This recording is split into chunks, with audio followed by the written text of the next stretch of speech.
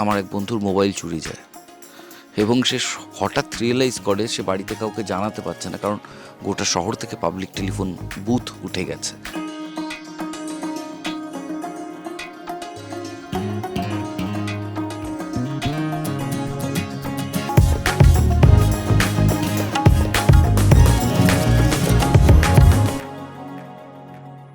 কলকাতা বা বাঙালির কোন কোন জিনিসের সাথে আপনার নস্টালজিয়া জড়িয়ে?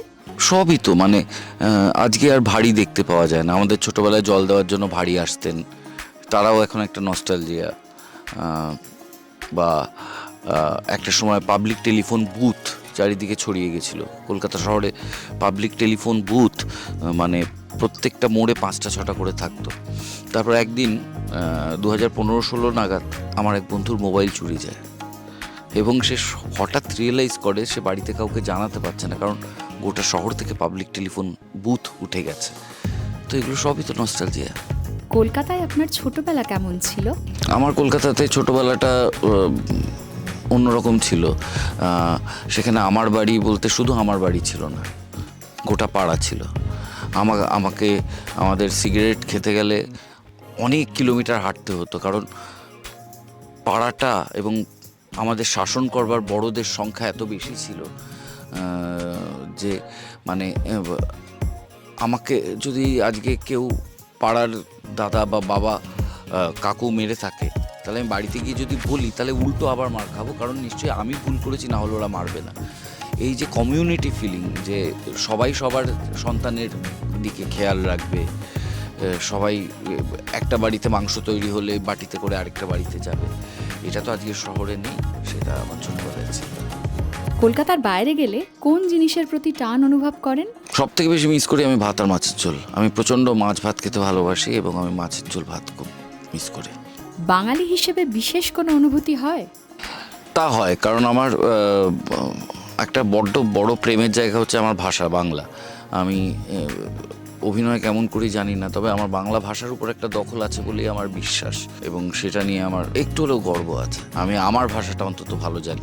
ইংরেজি কেমন জানি না, আমি জানি বা জানি না আমি জানি না, কিন্তু নিজের ভাষাটাকে আমি হাতের তালুর মতো করে চিনেছি। এবং বাংলা ভাষার মতন সুস্বাদু, সুশ্রাব্য, আধুনিক ভাষা, যাতে এতগুলো ভাষার প্রভাব আছে সেরম ভাষা, এবং খুব কম ভাষা আছে যা বাংলা সাহিত্যের সাথে তুলনীয় হতে পারে। বাংলা সাহিত্যের যা সম্ভার, আমার বাঙালি হিসেবে হ্যাঁ একটা তো আলাদা অনুভূতি আছেই।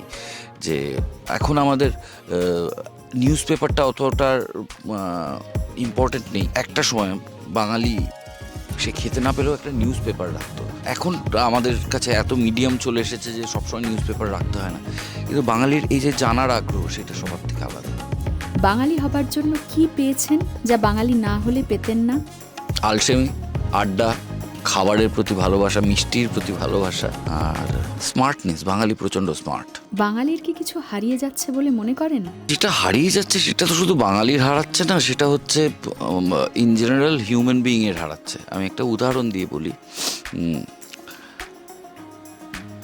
আমাদের ছোটোবেলায় যেদিন প্রথমবার ডিস্কো ডান্স দেখালো, বা যেদিন প্রথমবার শোলে দেখালো, সেদিন রাস্তা ফাঁকা ছিল।